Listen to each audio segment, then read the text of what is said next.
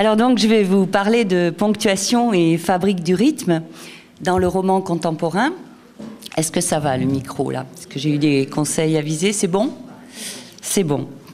Et bon, je ne vais pas entonner le couplet du soleil sur l'orbieux, mais enfin quand même, je pourrais, parce que c'est un petit peu une gageure de vous parler d'un sujet qui, a priori, est quelque peu aride, en tous les cas, un peu technique, hein. Pourquoi diable s'intéresser à ces signes minuscules, virgules, deux points ou parenthèses, qui évoquent plus les dictées à l'école, la voix du maître dictant les signes, des questions de grammaire, somme toute, plutôt qu'un point de vue esthétique. Et pourtant, c'est ce que je voudrais montrer ici, ce lien entre ponctuation et esthétique, en faisant de la ponctuation une des marques formelles du rythme. Cette notion si difficile à cerner et qui est, c'est Peter Brook qui le dit, le facteur commun à tous les arts. Littérature, certes, mais aussi musique, peinture, cinéma, architecture ou installation contemporaine. Alors c'est accorder un grand crédit donc à la ponctuation que d'en faire un objet esthétique. C'est le titre de mon livre que Dominique Bondu a rappelé. Et pour vous convaincre du bien fondé de la chose, il faut tout d'abord que je déploie les différents sens du mot qui ne se réduit pas aux signes de ponctuation en usage. Ça, c'est ce qu'on appelle la ponctuation de phrase. Mais il y a aussi la ponctuation de page, où la mise en page, la présentation typographique du texte sur l'espace de la page, voire, en élargissant encore l'acception, la ponctuation d'œuvre, comme par exemple diviser un roman en chapitres ou diviser une pièce de théâtre en actes, et puis les actes en scène, etc. Et à l'inverse, si j'agrandis la focale pour faire un zoom, il y a aussi la ponctuation de mots, comme l'apostrophe ou la majuscule. L'apostrophe, par exemple, qui est apparue au XVIe siècle, avec en même temps, évidemment, que l'imprimerie. Alors, je ne vais pas me lancer ici dans une histoire de la ponctuation, mais en gros, les choses se passaient très différemment au Moyen-Âge, où le moine lisait à voix haute pour la communauté. Le texte est écrit en scriptio continua, c'est-à-dire tous les mots attachés les uns aux autres. Il n'y a pas de blanc entre les mots. Hein. Enfin, il y a les enluminures, il y a les capitales coloriées, mais il y a cette scriptio continua. Donc une lecture collective et orale, alors que de nos jours, la lecture silencieuse et individuelle est devenue la norme. Et c'est avec l'imprimerie, justement, qu'est apparu le blanc. En fait, c'est le premier signe de ponctuation majeur. Bon, les choses étaient très différentes, vous voyez, pour aller vite, du volumen de l'Antiquité, c'est-à-dire le rouleau qu'on déploie, qu'on déplie, et où on lit perpendiculairement au déroulement, jusqu'au volume actuel en 3 dimensions, qu'on tient bien en main, avec une marge, une table des matières, des chapitres. Nos habitudes de lecture et d'écriture ont bien changé. Et elles sont d'ailleurs en train de subir une mutation majeure avec l'apparition, enfin notre pratique de l'écran, et puis les tablettes et autres liseuses. Alors, une petite digression, parce que quand je parle de la ponctuation, on me parle du délitement de la ponctuation, plus personne sait ponctuer, c'est horrible, etc., particulièrement chez les jeunes. Et en fait, on ne peut qu'en constater que chez ces mêmes jeunes, qui n'ont jamais autant écrit, hein, par ailleurs, avec des moyens de communication, évidemment, qui leur sont propres, les chats, les SMS, les courriels, les textos, etc., on voit apparaître en fait de nouveaux signes de ponctuation en lieu et place des anciens, parce que les smileys, qu'est-ce que c'est sinon une forme de ponctuation, hein? Alors l'Académie dit qu'il ne faut pas dire smiley, il faut dire frimousse. Je le dis. Et ces frimousses, donc, utilisent d'ailleurs les signes de ponctuation pour effectivement témoigner de l'humeur de l'émetteur. On dit aussi émoticône. Hein. C'est-à-dire que, comme dans un masque antique, la parenthèse ouvrante indique la gaieté, la parenthèse fermante la tristesse, les deux points, les deux yeux, etc. Mais au-delà de ces smileys, chacun devant son écran est de facto le typographe de son texte, réglant les marges, les sauts de ligne, la taille et le choix des caractères, la disposition des notes, etc. Bref, le scripteur à l'écran et bien sûr l'écrivain a la haute main sur la ponctuation de page, ce qui était naguère l'apanage du prote, de l'ouvrier du livre. Maëlys de Kerangal nous a expliqué l'an dernier, lors des rencontres avec le master métier de l'écriture, combien ces questions étaient très importantes pour elle. À quel moment est-ce qu'on fait un retour à la ligne? À quel moment est-ce qu'on saute une ligne, etc. Et par exemple, Naissance d'un pont, présente des variations dans la présentation typographique qui sont entièrement réglées par l'auteur.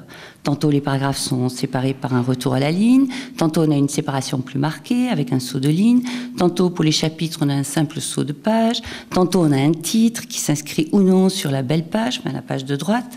Vous voyez, cette ponctuation de page, elle est le fait de l'auteur. Et Antoine Volodine, dans Terminus Radieux, a accordé, moi je l'avais vu en regardant le livre, un soin tout particulier à la ponctuation de page. On a une table des matières élégantes, on a ces fameuses puces donc, que les typographes appellent des points vedettes en début de paragraphe, les numéros des chapitres qui sont précédés et suivis d'un point. On a aussi des variations dans le choix des caractères pour lorsque résonne une certaine voix, quand il y a des phénomènes de polyphonie. Bon, puis alors on a appris ce matin que ça allait beaucoup plus loin, puisqu'il y a 343 sous-chapitres et qu'il y a 777 caractères. Bref, et même Agnès Desarthes hier qui nous disait ouais le roman, ce truc long, il y a des guillemets, il y a des chapitres, etc. En fait, quand on regarde chacune de ces nouvelles, chacune a une architecture singulière, avec des paragraphes, tantôt séparés par un retour-ligne, tantôt séparés par un saut de ligne, et tantôt séparés par 3 lignes avec un astérisque au milieu. Donc, même pour une forme courte, il y a cette ponctuation de pages. Et c'est ma première citation pour Terminus Radieux, dont je vous parlais à l'instant. On voit bien que la ponctuation de page, elle est liée donc à la ponctuation d'œuvre. Le livre Terminus Radieux est découpé en 4 parties, elle-même découpée en chapitres, donc et en sous-chapitres, avec des sections, avec des puces ou sans les puces, et à l'intérieur même des paragraphes. Vous voyez, là, j'ai pris plusieurs débuts de paragraphes dans les premières pages. On a un retour à la ligne qui découpe des lignes inégales, un peu comme en poésie. Je vous laisse en prendre connaissance par l'œil. C'est la citation 1.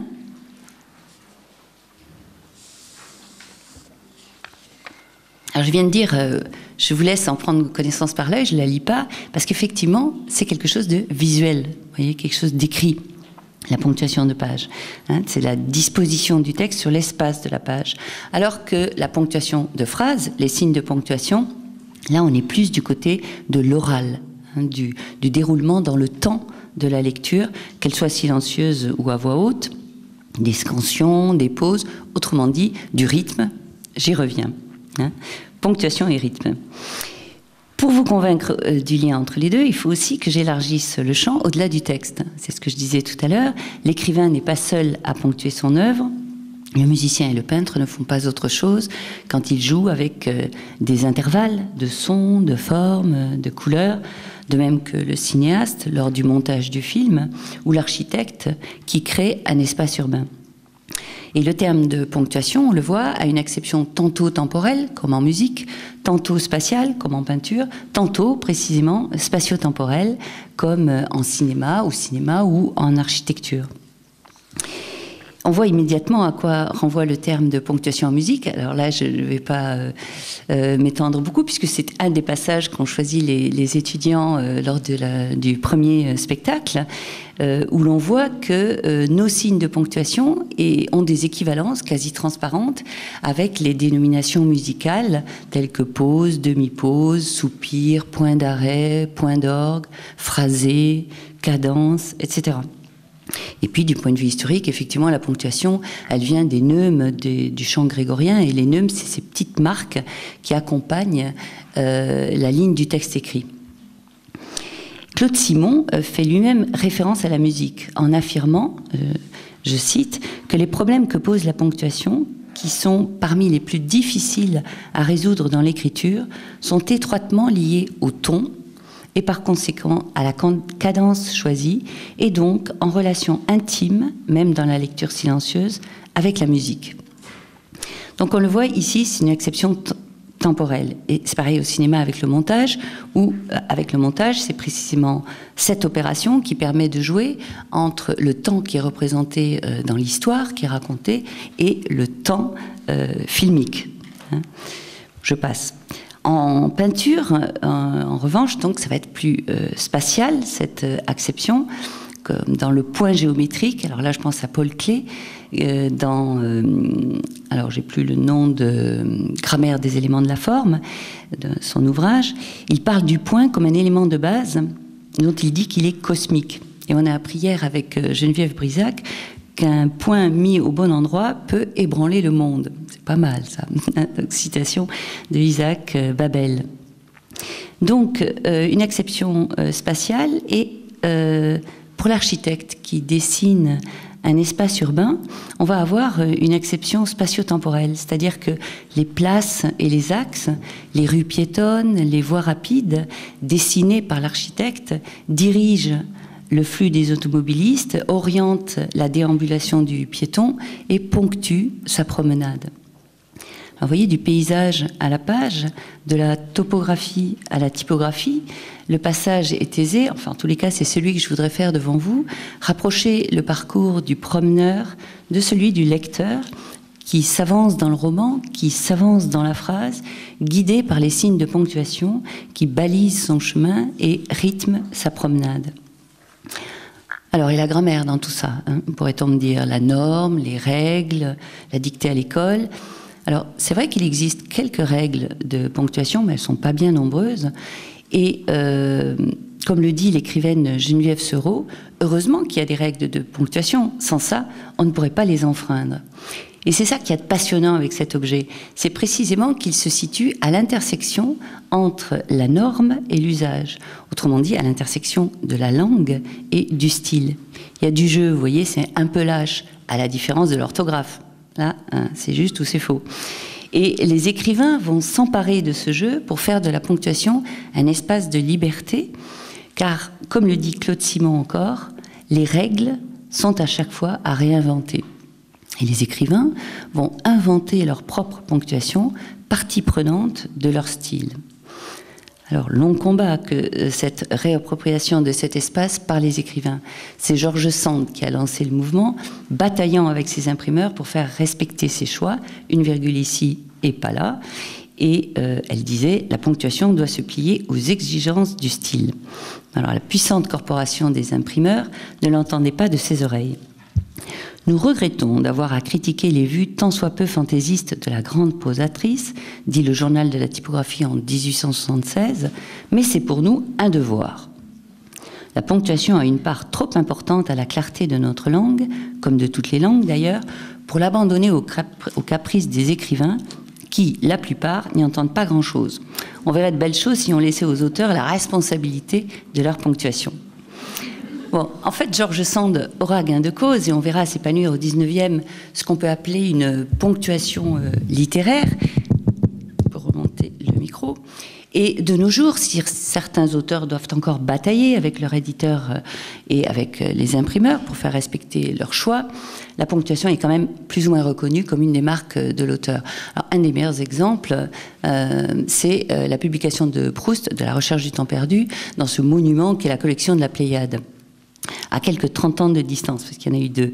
Donc la première, en 54, dans l'édition du texte, vous avez une ligne pour dire, voilà, la ponctuation a été un petit peu corrigée, parce que, précisent les deux éditeurs, qui étaient deux inspecteurs généraux de l'Éducation nationale, ils disent que la ponctuation de Proust, elle est très souvent fautive. Donc, ils l'ont corrigée, et en fait, ils ont ajouté énormément de virgules.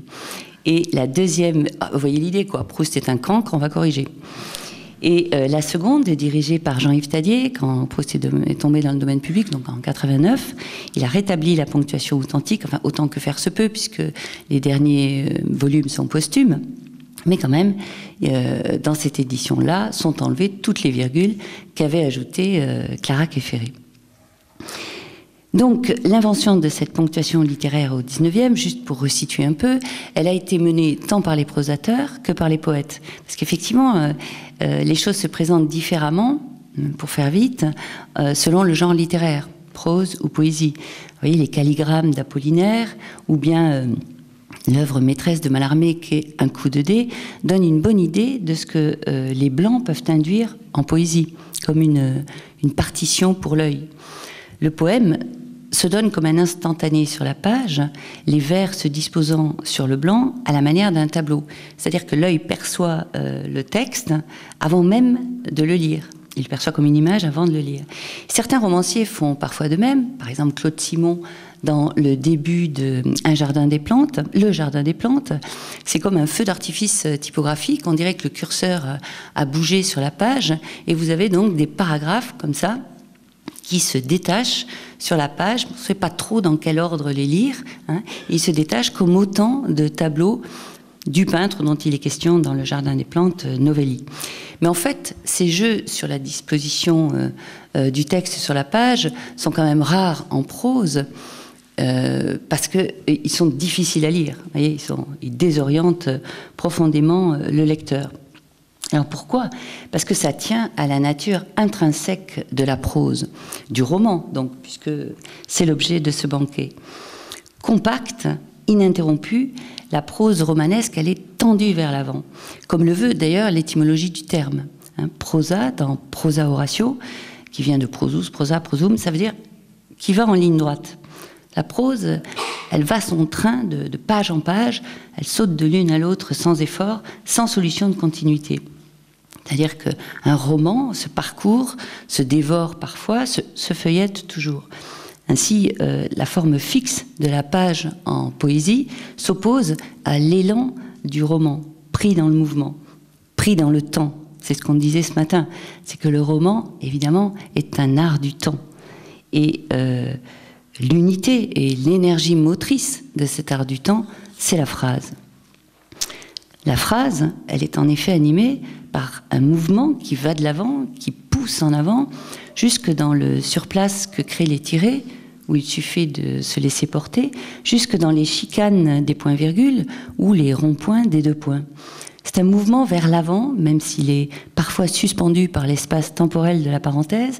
C'est un mouvement vers la fin, même si celle-ci ne cesse de se dérober. C'est le mouvement qui fait tourner les pages.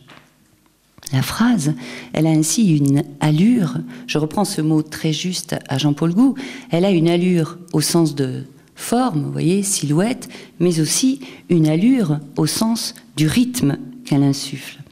On pense à Flaubert qui disait « J'aime les phrases nettes et qui se tiennent droites, debout tout en courant ».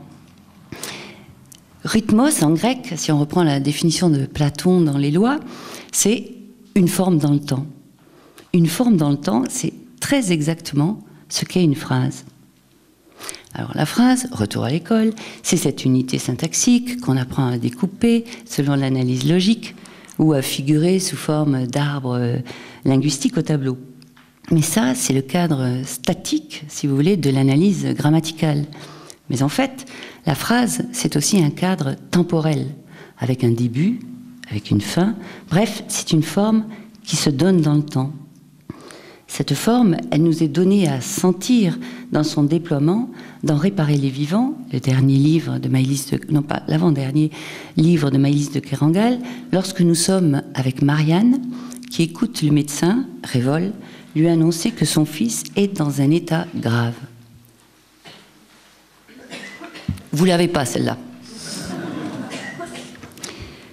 Au premier mot prononcé, timbre clair, cadence calme, Marianne appuie ses yeux, secs, dans ceux de Révol qui la regardent idem, tandis que sa phrase se met en branle, tandis qu'elle se compose à présent, limpide sans être brutale, sémantique d'une précision frontale, l'argot tramé au silence, ralenti qui épouse le déploiement du sens, assez lente pour que Marianne puisse se répéter intérieurement chacune des syllabes entendues, les inscrire en elle. Lors de l'accident, votre fils a subi un traumatisme crânien, etc. D'où cette image que j'ai reprise à Maëlys de Kerangal, la ponctuation et l'anatomie du langage. C'est une citation de Réparer les vivants. L'anatomie, c'est ce qui permet de dégager, de mettre au jour, par la dissection, la structure d'un corps, tout particulièrement un corps humain. Apparaissent alors les articulations des différents membres. De même, les signes de ponctuation marquent les articulations de la phrase et, au-delà, les articulations du récit. Car la phrase, comme un corps vivant, est une forme qui bouge, une forme qui s'élance, une forme en mouvement. À l'oral, donc, on vient de l'entendre, comme à l'écrit. Je pense à ce passage du dernier livre de Geneviève Brisac, dont on a parlé ce matin, Dans les yeux des autres, lorsqu'elle décrit les jeunes manifestants qui écrivent avec des pleins et des déliés les slogans qui colorient les lettres sur les immenses banderoles. La phrase se déploie, la phrase s'élance, conquérante. Alors c'est Flaubert qui a été le premier officiant de ce qu'on peut bien appeler une religion de la phrase, suant sur son écritoire pour éviter les répétitions ou les défauts de rythme. Il voulait faire aussi bien que les poètes. Mais cette vision de la phrase comme un organisme vivant perdure toujours, je crois, dans notre imaginaire langagier. Je citerai encore Geneviève Brisac, qui remarque dans La Marche du Cavalier, à propos des histoires ou des nouvelles de Jean Rhys, qu'on oublie, dit-elle, juste après les avoir lues, comme celle de Carver ou de Salinger. Que s'est-il passé ? Se demande le lecteur bouleversé. Et il lui reste juste une phrase, fichée dans le cœur. Et elle en a donné d'autres hier, de citations sur cette phrase, avec la trajectoire du roman qui est la résultante d'une phrase et d'une vision, etc. Donc la phrase, toujours la phrase, dont le rythme, la forme, est dessiné par les signes de ponctuation. Ponctuer la phrase, c'est ponctuer le temps. C'est ce que je voudrais montrer. Alors je prendrai un exemple avec l'un des signes de ponctuation que je préfère, c'est les parenthèses. Parce que lorsqu'on fait une parenthèse, on fait une pause, on marque un décrochement avec le reste du discours, qui s'entend à l'oral parce que les linguistes appellent recto tono, un ton en dessous.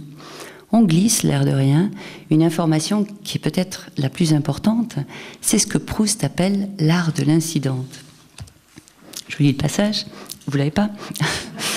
Dans certaines familles menteuses, un frère venu voir son frère sans raison apparente et lui demandant dans une incidente, sur le pas de la porte, en s'en allant, un renseignement qui n'a même pas l'air d'écouter, signifie par cela même à son frère que ce renseignement était le but de sa visite, car le frère connaît bien ses airs détachés, ces mots dits comme entre parenthèses à la dernière seconde, car il les a souvent employés lui-même.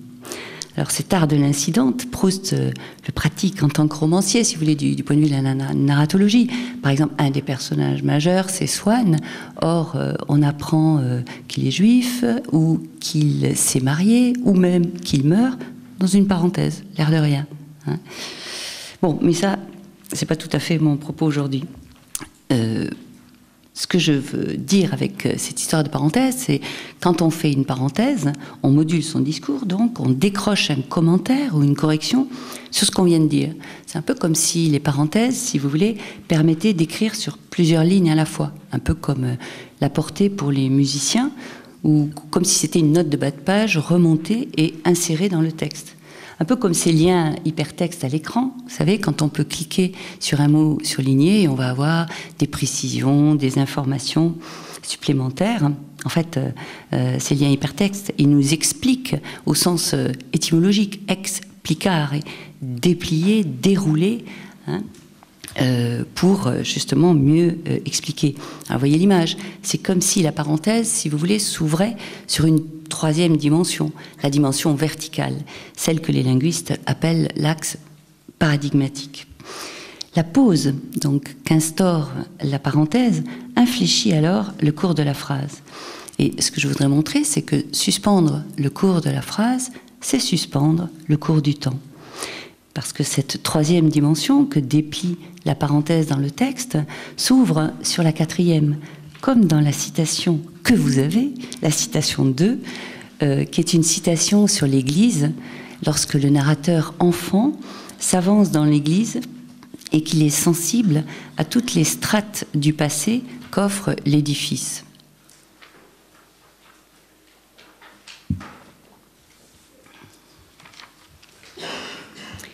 L'Église lui semblait en effet quelque chose d'entièrement différent du reste de la ville.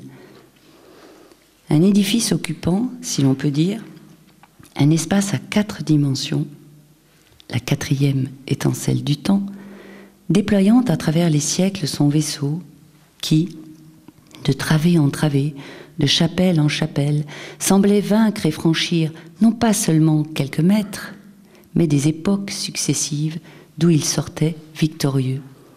Alors vous voyez pourquoi elle m'intéresse cette citation, parce qu'on a ce qu'on appelle une mimésis, c'est-à-dire que les tirets inscrivent dans la ligne même de la phrase un espace dont la 4e dimension est le temps. Exactement comme l'Église, qui franchit pas seulement des mètres dans l'espace, mais des époques successives dans le temps. Donc la parenthèse, c'est comme si elle déployait un espace temporel au cœur de la phrase. Et c'est d'ailleurs très exactement l'acception que le terme a dans le langage courant.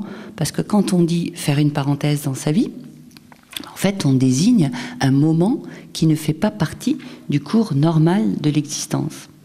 Et vous voyez, quand on fait une parenthèse, en fait, cette parenthèse, elle échappe complètement aux contraintes linguistiques de la phrase qui l'accueille. C'est-à-dire, vous pouvez avoir une parenthèse où vous avez un « je » avec un verbe au présent, et puis dans la phrase, vous avez un « il » avec un verbe au passé, ou réciproquement. C'est-à-dire que cette parenthèse, elle apparaît comme un territoire situé hors du temps et hors de l'espace qui l'entoure. Vous voyez, de la parenthèse existentielle à la parenthèse textuelle, on voit bien comment cette position ne pouvait que séduire cet adepte du cocooning qu'est Proust, reclus dans sa chambre, au mur de liège, etc. Le citoyen de la parenthèse jouit en effet de l'immunité diplomatique propre à cet espace inviolable en occupant comme une position, si vous voulez, de surplomb temporel, celle-là même en fait qu'éprouve le narrateur lors de l'expérience de la réminiscence, lorsqu'il a goûté la petite Madeleine et qu'il se retrouve en dehors du temps. Autrement dit, tapis sous la parenthèse, J le temps retrouvé, au lecteur de le faire se déployer en soulevant d'un doigt précautionneux la parenthèse, vous savez, comme dans ces livres animés, donc à l'attention des enfants, pas dans la littérature jeunesse, voit les personnages et les paysages prendre forme et relief, ou pour prendre une comparaison plus proustienne, celle qui suit l'expérience de la petite Madeleine, celle de ces petits morceaux de papier prisés des Japonais qui s'étirent et se contournent lorsqu'on les plonge dans un bol de porcelaine rempli d'eau. Bon, ça c'est parce que j'aime bien les parenthèses.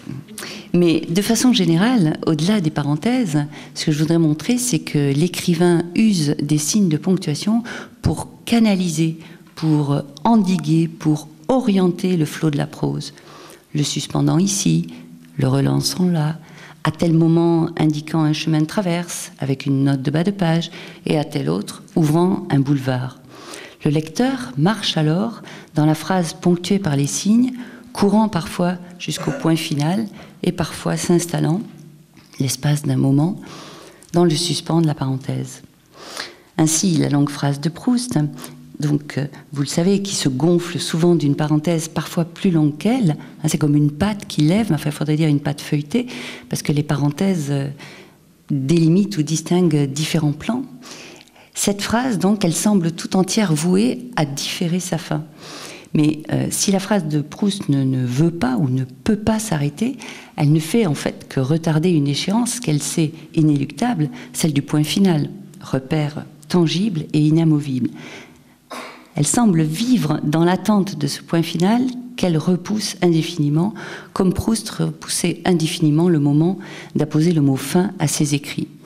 Seule la mort viendra mettre un terme, on le sait, en l'arrachant à ses corrections incessantes. Mais l'échéance du point final est en effet inéluctable, comme l'est la mort précisément, ou encore toute séparation, celle avec la mère tout particulièrement. En témoigne l'explicite de la recherche, la fin du dernier tome, intitulé « Le temps retrouvé », qui se finit par le mot « temps » avec une majuscule. C'est la citation 3 que vous avez sur l'exemplier. On est donc tout à la fin, c'est la dernière phrase de la recherche, et le narrateur du livre à venir, qui en fait est le livre que nous venons de lire, prend conscience avec angoisse de son âge et mesure donc il se demande s'il va avoir le temps de finir son œuvre. Alors je lis un petit peu ce qui précède, parce que c'est l'image des vivantes échasses, comme si le passé, si vous voulez, les années s'entassaient en dessous de nous, hein, sur la dimension verticale.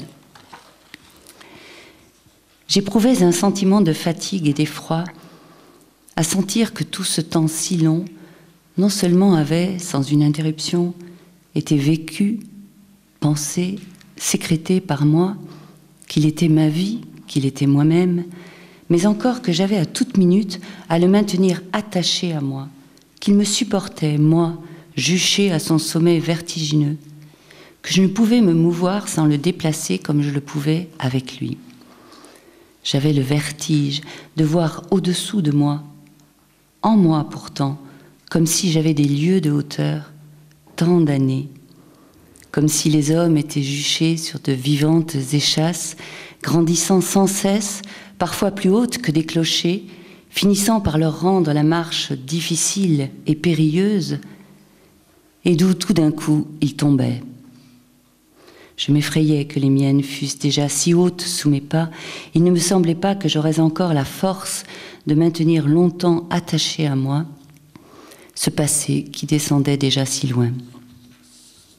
Aussi, si elle m'était laissée assez longtemps pour accomplir mon œuvre, ne manquerais-je pas d'abord d'y décrire les hommes, cela dût-il les faire ressembler à des êtres monstrueux, comme occupant une place si considérable, à côté de celle si restreinte qu'il leur est réservée dans l'espace, une place au contraire prolongée sans mesure, puisqu'ils touchent simultanément, comme des géants plongés dans les années à des époques vécues par eux si distantes, entre lesquelles tant de jours sont venus se placer dans le temps. Alors, vous voyez, cette phrase, elle s'étire démesurément. Et ça serait sur une copie d'étudiant, on dirait, vous coupez votre phrase et vous en faites quelque chose de plus lisible. Alors l'introduction de la Pléiade montre comment les corrections repoussent toujours plus loin, à 4 reprises, cette expression qui clôt à la recherche du temps perdu, précédée d'un tiret simple, donc, dans le temps. Et ce tiret qui repousse, alors un tout petit peu de grammaire, il repousse le complément du participe présent comme occupant une place si considérable dans le temps. Là, voilà la phrase, la forme simple, crée ce qu'on appelle une disjonction, hein, qui écartèle la phrase. C'est-à-dire que la syntaxe, qui ne cesse de différer la chute finale, donne alors une phrase proprement immense, au sens étymologique du terme, en prolongeant son cadre sans mesure, c'est ce que dit le texte, in mensus, de la même façon que le narrateur du livre à venir décrira les hommes, cela dût-il les faire ressembler à des êtres monstrueux, comme occupant une place si considérable dans le temps, à côté de celle si restreinte qui leur est dévolue dans l'espace. La phrase, donc, chez Proust, elle est, vous voyez, tendue comme un élastique, prêt à se rompre. Le bouclage se fait à grand-peine, un peu comme quand on tente de fermer une valise trop rebondie avec une ceinture. Elle est tout entière, donc, tendue vers le point final, arc-boutée sur sa fin, alors que celle de Claude Simon, qui est encore plus longue, puisqu'elle peut courir sur plusieurs pages, a perdu de vue le point final. Il a été jeté par-dessus bord, il faut alors flotter et se laisser porter. D'un côté, on a cette angoisse du temps qui reste, qui pèse sur la phrase de Proust, qui ploie sous l'étreinte, mais chez Simon, on n'a nulle pression de ce genre, pas de tension. Hein. Au temps retrouvé de Proust correspond chez Simon un temps suspendu, comme le montre l'explicite de la Route des Flandres, c'est la citation 4, qui se termine aussi par le mot temps, mais avec une minuscule cette fois-ci. Alors la Route des Flandres, on le sait, évoque la débâcle de mai 40 et la retraite désordonnée des soldats. Claude Simon n'a cessé de revenir de livre en livre sur cette expérience de la guerre qui est restée pour lui proprement insignifiante, sans signification. Il marche sans fin et nous marchons derrière lui, derrière le colonel qui va recevoir la rafale mortelle.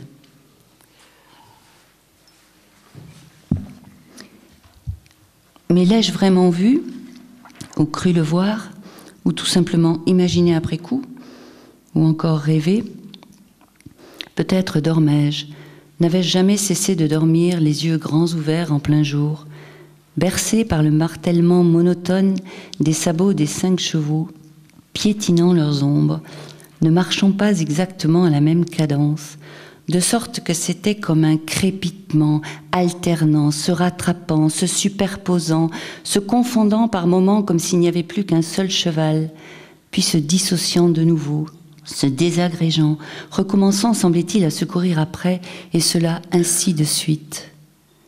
La guerre, pour ainsi dire, étale, pour ainsi dire, paisible autour de nous. Le canon sporadique, frappant dans les vergers déserts, avec un bruit sourd, monumental et creux, comme une porte en train de battre, agitée par le vent dans une maison vide. Le paysage tout entier inhabité, vide, sous le ciel immobile.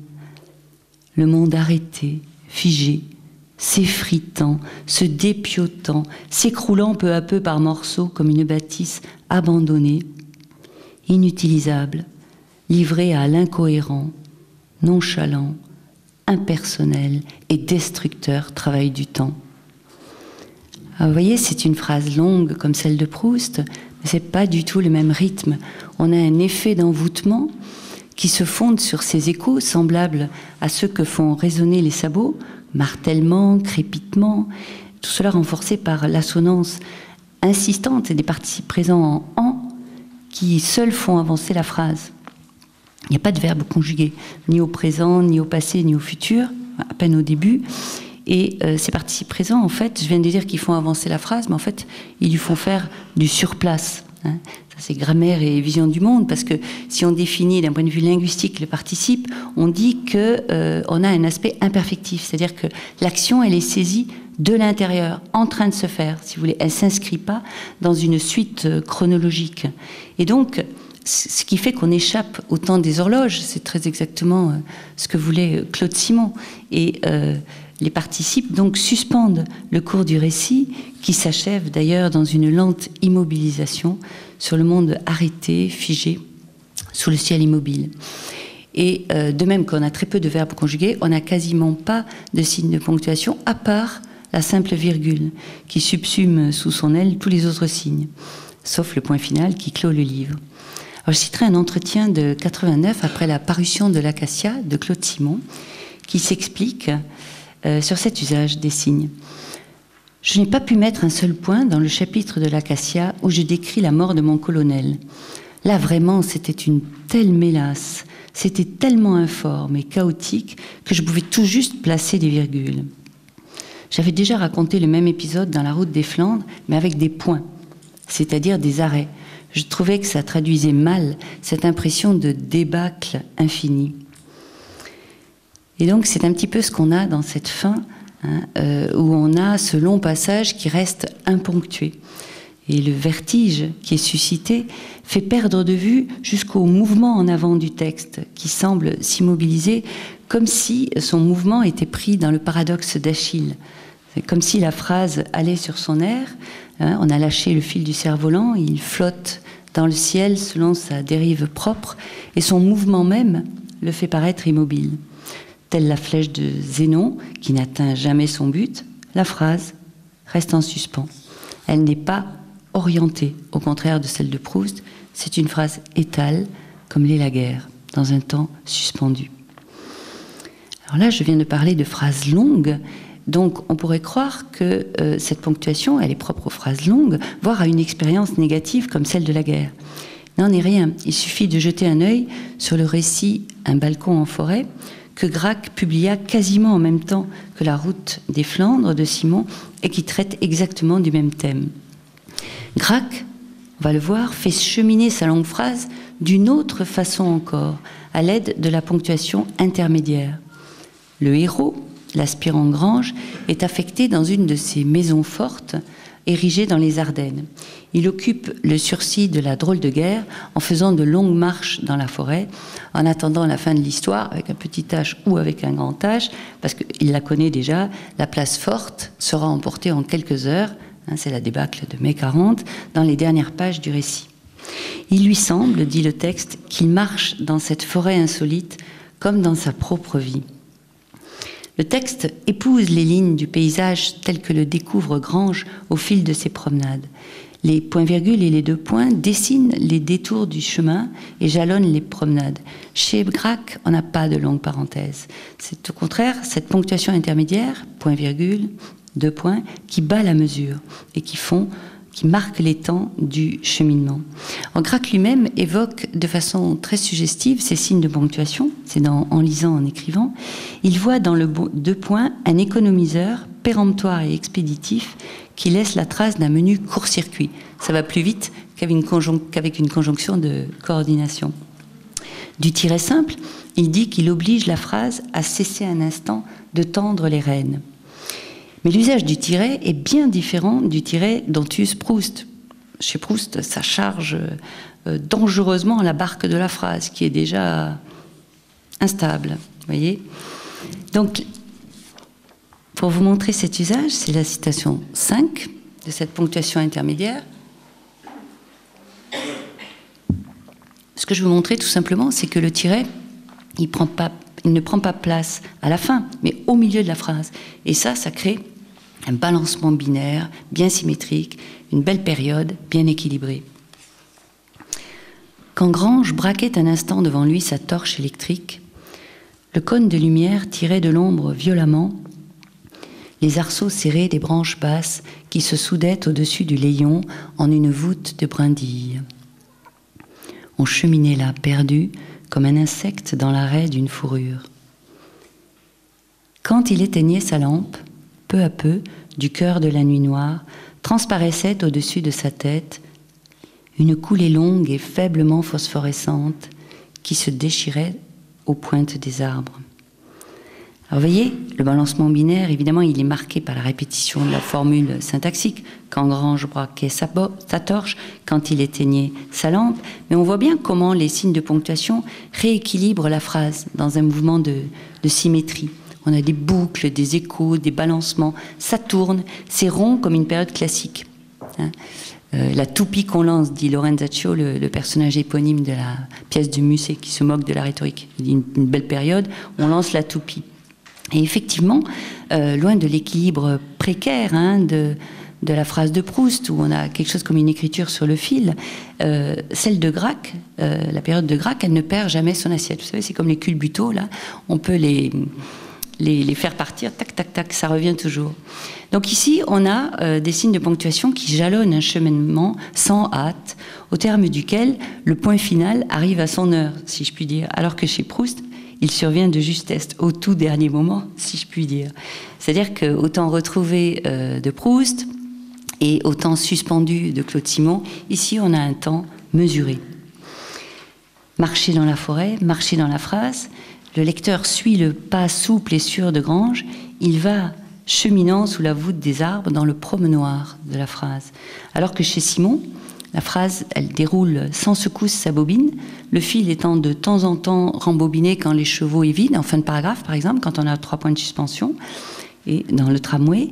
Et ce qui fait que chez Simon, c'est plutôt le dévidoir de la phrase qui ne s'arrête jamais de tourner. La navette rembobine le temps, toujours prompt à se dévider, et Achille ne rattrape jamais la tortue. Bref, si la phrase de Proust est emportée par son élan, elle ne tient, pour ainsi dire, que par le mouvement qui la pousse en avant. La phrase de Gracq suit le rythme de la marche. Le lecteur épouse l'allure de Grange, il marche la tête haute, d'un pas tranquille, alors que chez Proust, il court à perdre haleine, manquant trébucher quand il bute sur le point final. Chez Simon, il fait la planche et se laisse porter par le courant flottant entre deux eaux. C'est ainsi que le chemin de la phrase, chez Proust, chez Simon, chez Gracq, ne donne pas à sentir la même expérience du temps. Chez ces 3 auteurs, mais aussi, j'aurais envie de dire, chez tout auteur, chez tout écrivain.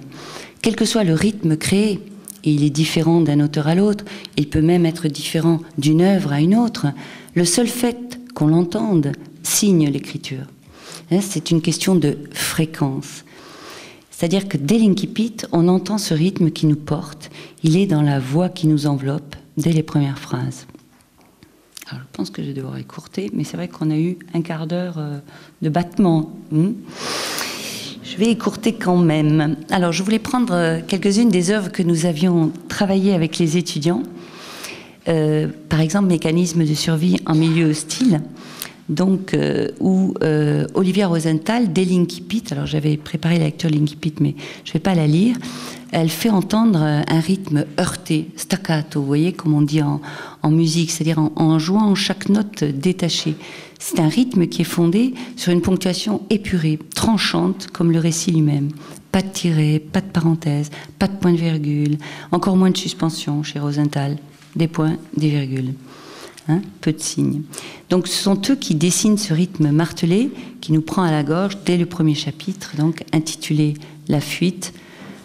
Je saute, mais enfin juste pour vous donner une idée, je l'ai abandonnée sur le bas-côté de la route. De toute façon, je ne pouvais plus rester avec elle, ça devenait trop dangereux. Je l'ai laissée à l'abri du vent, dans une ornière, derrière une haie touffue. Puis j'ai repris la route. J'ai suivi l'ornière pendant plusieurs centaines de mètres. J'ai attendu que le soleil se couche, etc. Alors la répétition de ce jeu obsédant qui ouvre chaque phrase et qui est suivi d'un verbe au passé composé est pour beaucoup dans la pression qu'exerce la phrase. Mais le fait que ces phrases soient sensiblement égales et relativement courtes joue aussi dans ce martèlement. Alors parfois ce sont les points, comme dans l'Incipit, et parfois les virgules, si vous voulez, viennent prendre le relais et le rythme s'accélère encore plus. Et c'est la citation 6 que vous avez.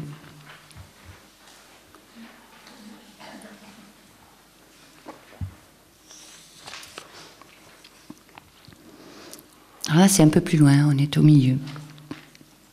Il faut que je donne un exemple. Il faut que j'entre dans le vif du sujet. J'ai 18 ans, j'ai 20 ans. Je me suis retranchée dans la partie la plus désolée de la maison. Je me suis réfugiée dans la pièce aveugle pour éviter d'entendre ce qu'on avait à me dire, pour fuir la nouvelle qu'on avait à m'annoncer. Je n'ai pas reçu la nouvelle, je l'ai refusée. J'ai annulé les faits, je les ai empêchés de s'introduire. J'ai rigidifié, j'ai durci tout le réel, je l'ai refroidi. J'ai fait comme si ma vie était identique, avec les mêmes repères qui organisent tout l'espace devant soi. 2 parents, 2 enfants, 4 silhouettes, la mienne à côté d'une autre, égale et plus âgée. L'aînée avec la cadette, je suis la cadette, elle est l'aînée. Je parle d'elle à la 3e personne, je ne sais pas comment la nommer, je n'arrive pas à l'exclure de ma phrase, mais je n'arrive pas non plus à l'intégrer. Je tourne autour d'elle. Je m'approche, ça brûle. Je m'éloigne, ça brûle tout autant.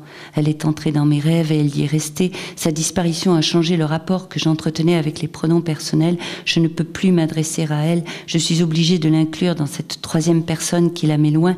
Elle est loin dans les mots, mais elle est près dans les corps. Et ça continue. C'est-à-dire que le rythme croît en intensité lorsque seules les virgules viennent baliser la cavalcade. Et en plus, ici, on a un rythme binaire. J'ai 18 ans, j'ai 20 ans, je me suis retranchée, je me suis réfugiée, etc. Et d'autres fois, chez Rosenthal, on n'a plus aucun signe de ponctuation.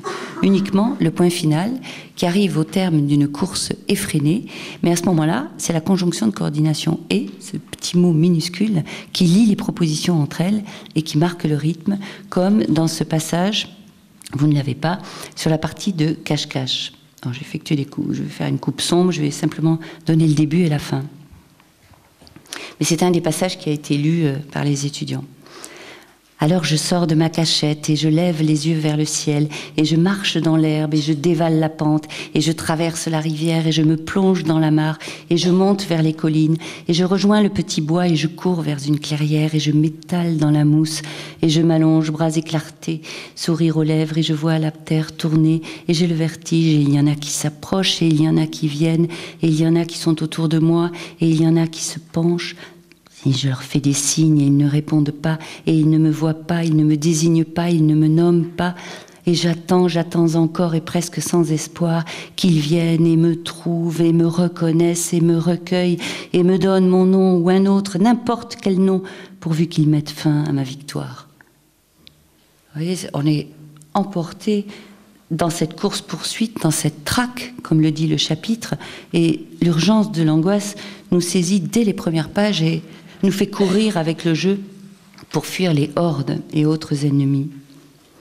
Alors si on ouvre le dernier livre de Maïs de Kerangal, dont j'ai déjà parlé, on pourrait aussi a priori parler de cavalcade, de quelque chose de précipité, comme la lecture qu'en a faite ici même au dernier banquet d'été l'auteur. Et pourtant, Là encore, les signes de ponctuation canalisent un flux différent. On ne court pas, on est plutôt porté, emporté par la phrase, on surfe sur la vague de la phrase à marée montante, exactement comme Simon, le jeune surfeur, sur sa planche. Comme lui qui, une fois debout sur le surf, je cite, a la sensation d'étirer l'espace, d'allonger le temps et qui goûte le vertige horizontal, agrégé au flux du monde. Le lecteur est emporté par le flux et a la sensation, je cite de nouveau, de devenir déferlement, de devenir vague. Alors les lecteurs de Réparer les vivants sont unanimes. Ils ont ouvert ce livre et ne l'ont plus lâché, happés qu'ils étaient par le récit. Alors le cadre narratif y est pour quelque chose, bien entendu. 24 heures, c'est l'unité de temps à ne pas dépasser, sinon la greffe du cœur ne sera plus possible. Marianne, la mère de Simon Limbre, sonnée, est encore sous le choc de la nouvelle de l'accident qu'elle vient d'apprendre. Sean, son père, n'est pas même encore au courant que les médecins ont déjà enclenché le compte à rebours. D'où ce récit tendu comme une flèche vers sa destination. Il s'agit d'ailleurs d'une migration, celle d'un cœur, d'un corps à un autre, d'un bout de la France à un autre.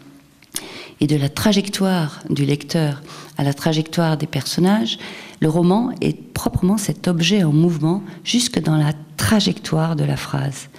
La phrase, chez Maëlys de Kerangal, dans ce livre-là, est très exactement ce corps lancé dans l'espace et le temps dont elle décrit la trajectoire lorsque Révol, le médecin du service de réanimation, annonce la terrible nouvelle, la nouvelle inaudible aux parents de Simon lors de la deuxième entrevue.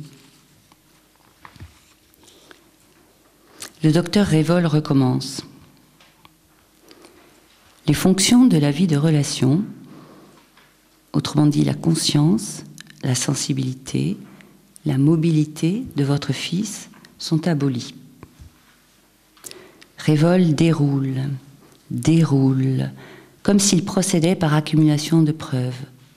Sa parole énumère, marque un temps après chaque information. Quand l'intonation, elle, se relève, manière de dire que les mauvaises nouvelles s'amoncellent, qu'elles s'empilent dans le corps de Simon, jusqu'à ce que la phrase s'épuise, finalement s'arrête, désignant soudain le vide étendu au-devant d'elle comme une dissolution de l'espace. Simon est en état de mort cérébrale, il est décédé, il est mort. Beau passage. La phrase donc de Réparer les vivants suit une trajectoire précise. Alors une trajectoire de trajectoria, trajectus, c'est la courbe tracée dans l'espace par un objet en mouvement. Courbe qui a donc un point de chute précis que marque le deux points. C'est la citation 7 qui décrit les trois garçons, c'est au début, qui sont dans le camion et qui rêvent devant les photos de leur revue de surfeurs.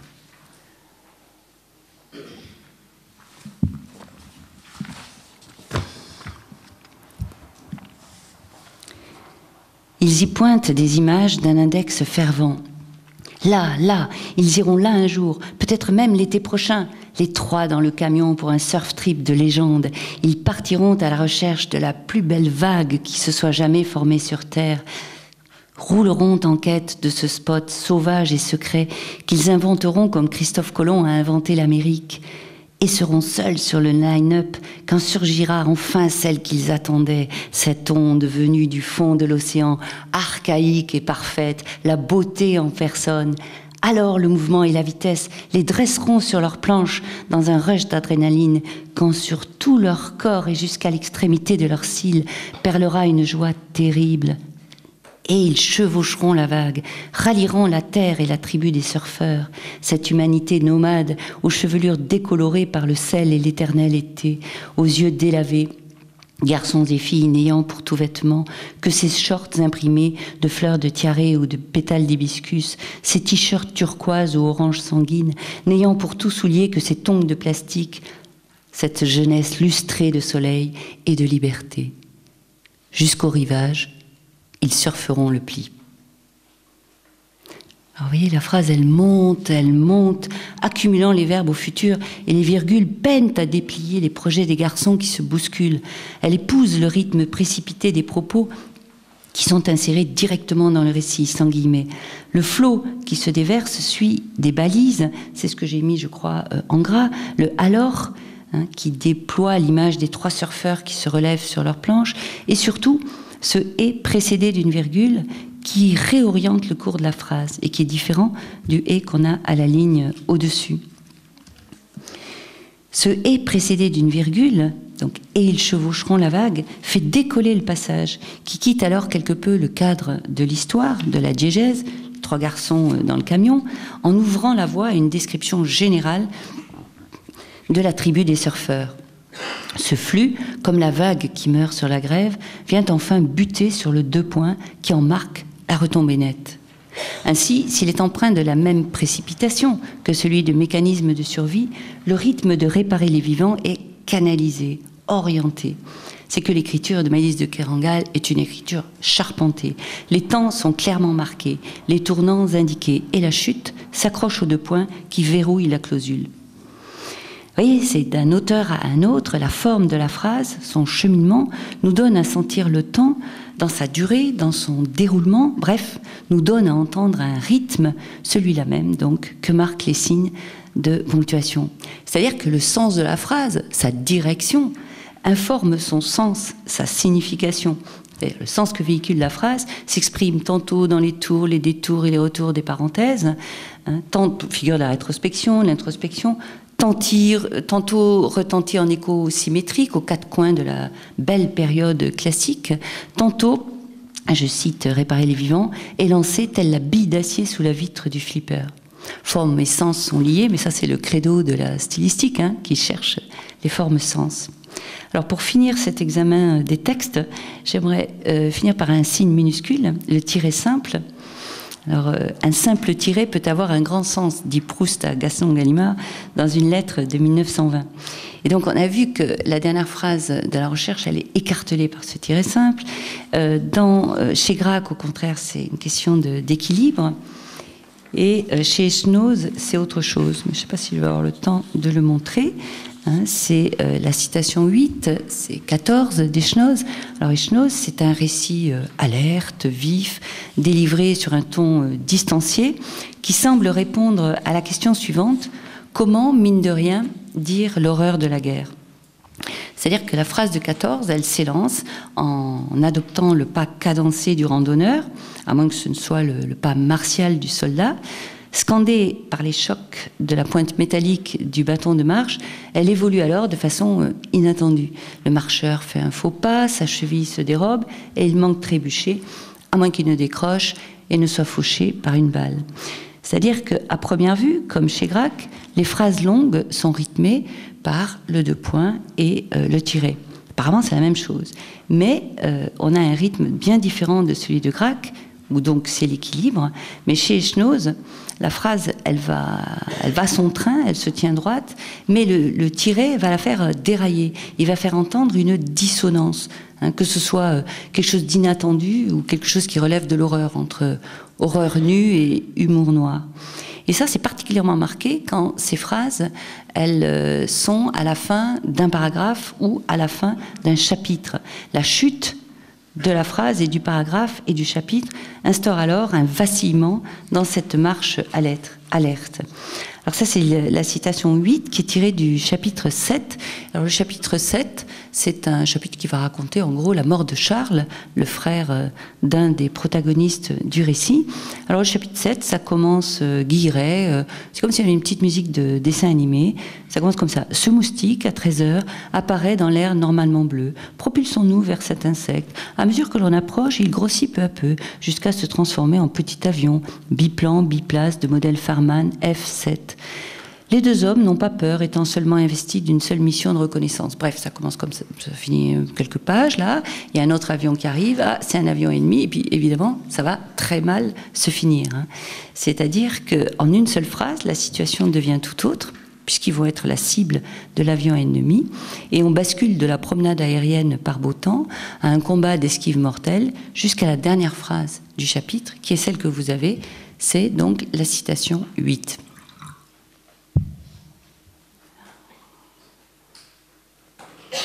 Peut-être je vous laisse en prendre connaissance par l'œil.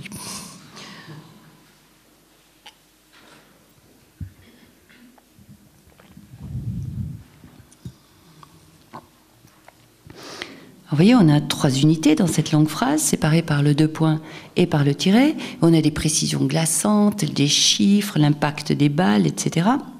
Mais ce qui suit le tiret, hein, la fin, c'est une dissonance avec ce qui précède, puisque la reprise du nom sol revient in fine au ton badin du début du chapitre dont je vous parlais, avec des précisions géographiques hors de propos. Sol présentement occupé par l'agglomération de Jonchery-sur-Vesle, joli village de la région de Champagne-Ardenne, et dont les habitants s'appellent les Joncavi-du-Lien. Hein, c'est vraiment une chute à la Echnoz, c'est-à-dire que jusque dans le gentilé qui clôt la phrase, achevant de déconcerter le lecteur, puisque Joncavi-du-Lien est à cette place de toute évidence incongru. Donc ces chutes, elles font entendre une dissonance. Alors chute, autrement dit la cadence, puisque cadence, de l'italien cadenza, chute, vient, comme on le sait, de cadere. Et on peut d'ailleurs entendre ce terme de cadence dans les 2 sens qu'il a en musique.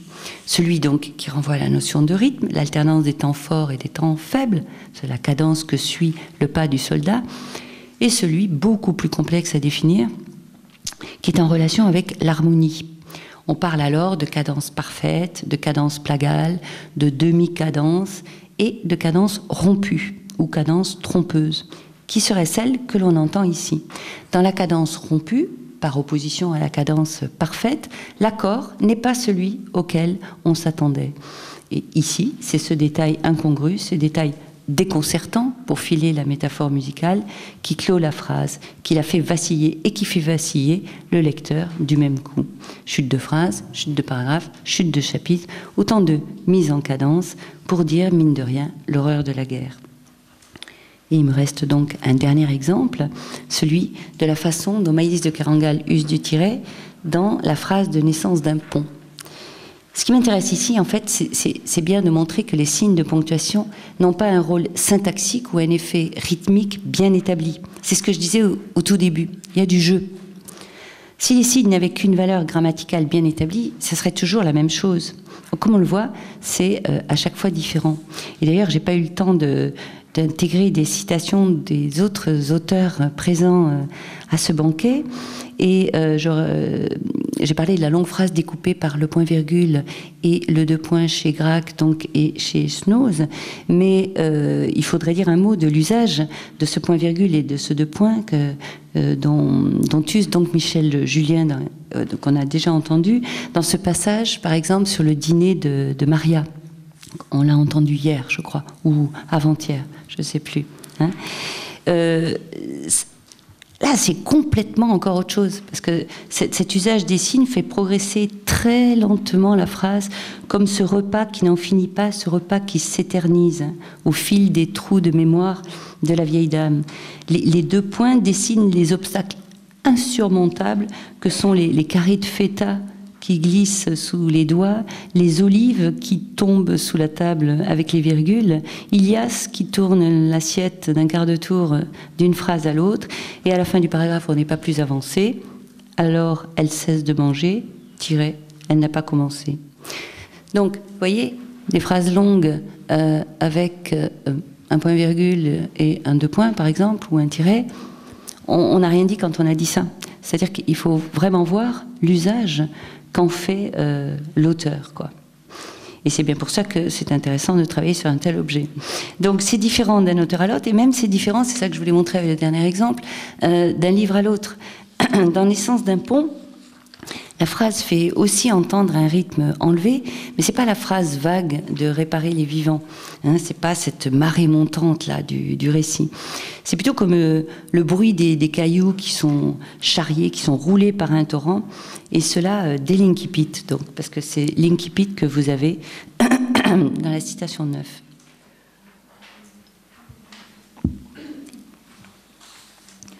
Au commencement, il connut la Iakoutie du Nord et Mirny, où il travailla 3 années. Mirny, une mine de diamants à ouvrir sous la croûte glaciale, grise, sale, toundra désespérante, salopée de vieux charbons malades et de camps de déportés, terre déserte baignée de nuit à engelure, cisaillée 11 mois lents d'un blizzard propre à fendre les crânes, sous laquelle sommeillaient encore, membres épars et cornes géantes bellement recourbées, rhinocéros en fourrure, belugas laineux et caribous congelés.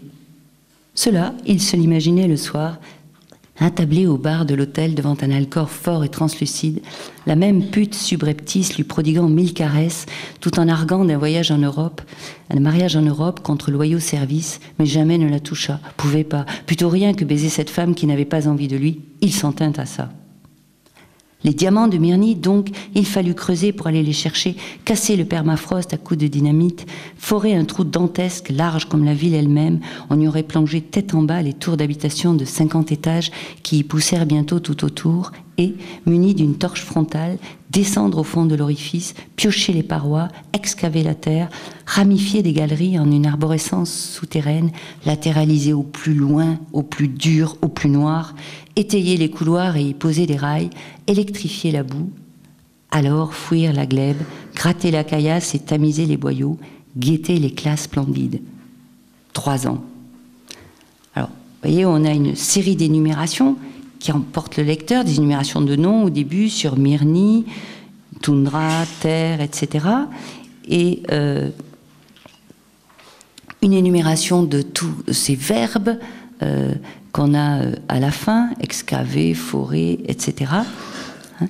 Et qui vont décrire donc les activités de celui qui va diriger le chantier à venir, Georges Diderot.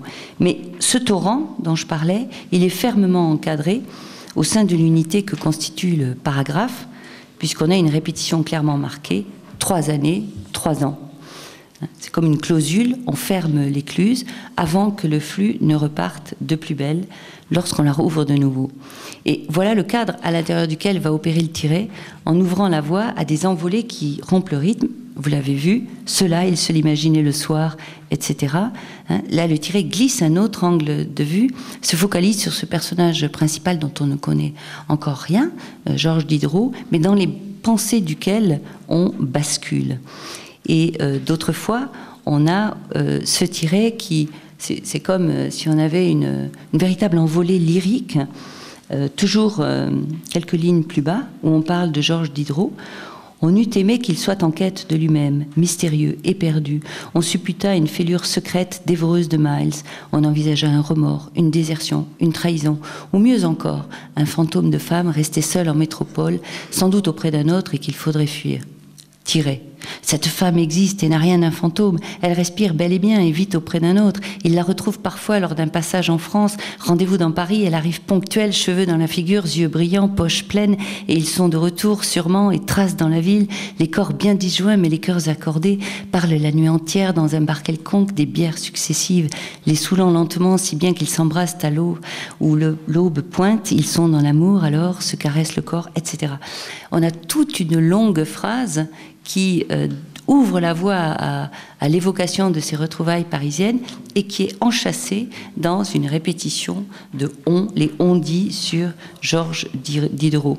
C'est-à-dire que là, dans la phrase, si vous voulez, c'est un peu comme la phrase salsa, parce que dans la salsa, ça bouge, il y a un mouvement rapide des hanches, etc. Et de temps à autre, on a ces figures où la cavalière se renverse sur les genoux du cavalier, ou bien fait le grand écart, un petit moment de pause, tac, et ça repart de plus belle. Donc, ce que je veux dire, c'est que dans Naissance d'un pont, on ne marche pas, on danse. Donc danser, courir, marcher, flotter, c'est toujours l'image donc de la lecture comme une promenade que je vous ai proposée au début, du roman comme un territoire inconnu dans lequel on s'avance, marcher dans la phrase, marcher dans le temps, voir si j'ai encore 1 minute pour faire allusion aux installations contemporaines dont vous avez pu jeter un œil sur les reproductions qu'on vous a fait passer. Donc marcher dans la phrase, marcher dans le temps, marcher dans The Matter of Time de Richard Serra. Alors vous voyez, Richard Serra, il suffit juste d'imaginer que ce sont des successions de plaques d'acier diversement galbées qui sont dressées sur leurs tranches, bord à bord, et qui ont des formes d'ellipse ou de spirale. Et en fait, le visiteur de ces installations, c'est un visiteur marcheur. Et lorsqu'on s'avance dans cette installation, on ressent ces variations de forme comme autant de variations de son rythme propre, qu'on sent s'accélérer ou se ralentir, selon que les parois incurvées se rapprochent ou s'écartent, selon que le passage se rétrécit ou s'élargit, ou selon qu'on longe le côté concave ou le côté convexe de la courbe. Dans un cas, les courbes se penchent au-dessus de nous, englobantes, rassurantes, et dans l'autre, elles nous fuient, et hautaines et vaguement hostiles. Donc, le champ sculptural de Serra offre ainsi une des ressources secrètes que Gracq attribue au roman, celle de pouvoir, je cite Gracq, fournir des comprimés de lenteur, c'est-à-dire ralentir et ou accélérer. Donc la ponctuation de l'espace, le bornage de l'espace est en même temps un bornage du temps. Et c'est la même chose dans Monumenta, je crois que c'était l'autre reproduction, où là, dans le cadre de l'exposition, de la manifestation, alors je ne me rappelle plus comment ça s'appelle, oui, Monumenta, en 2008, on a 5 grandes plaques d'acier qui sont fichées sur le sol dans le Grand Palais. Et en fait, le visiteur marcheur fait l'expérience d'un rythme qui devient le contenu de son expérience. Donc, pour conclure, cette expérience-là, c'est celle du temps rendu sensible. La ponctuation de promenade, donc l'œuvre de Serra, comme celle de The Matter of Time, la matière du temps, dessine la plasticité mouvante du temps. Serra sculpte la matière du temps, comme l'écrivain dessine le temps dans la phrase, et ce propos pourrait sans nul doute s'appliquer à d'autres œuvres artistiques, puisque, comme je le disais au tout début, le rythme est le facteur commun à tous les arts. Et certains des exposés des étudiants l'an dernier l'ont clairement montré, comme celui de Blandine Dedon et Lila Perlot sur la BD, ou celui de Julie Bonnet sur la danse océane et Doris Onfray, ou bien celui de Tiffany Gabu sur les chorégraphies de Teresa de Kersmacher, et aussi, dernier exemple, ainsi des vidéos de Bill Viola, dont on a pu voir une rétrospective au printemps dernier au Grand Palais. La première que découvre le visiteur, pour ceux qui l'ont vu, qui s'appelle The Reflecting Pool, le bassin miroir, montre un bassin en pierre perdu dans les arbres. Puis, au bout de quelques minutes, un homme sort insensiblement du paysage, prend forme, s'avance sur le rebord, et puis soudainement, il plonge dans l'eau. Et au moment où il saute, son image se fige. Mais le décor, lui, non. C'est-à-dire que l'eau continue à être agitée de menus reflets, les feuilles des arbres s'agitent doucement. Donc, pour moi, cette vidéo, elle instaure un temps suspendu avec cet arrêt sur image, dont l'effet sur le déroulement de la bande, l'effet sur le spectateur qui la regarde, est comparable à celui que crée une parenthèse dans une phrase. Donc, la ponctuation, pour conclure, elle délimite l'espace temporel de l'œuvre d'art. The Matter of Time, c'est le titre de l'installation de Serra. Sculpting Time, on pouvait lire sur l'entête de l'exposition Bill Viola, écrire le temps, on pourrait dire, pour nous, pour la littérature. La ponctuation, c'est le stylet dont use l'auteur pour façonner la phrase à son usage, pour mesurer son allure. C'est le biais par lequel il peut écrire le temps. Elle bat le rythme, elle jalonne la marche du lecteur qui s'avance dans le roman. C'est le biais par lequel le lecteur peut saisir le temps. Saisir le temps dans la forme que lui donne l'écriture, ou comment toucher du doigt l'intangible en s'accrochant à ces prises minuscules que sont les signes de ponctuation.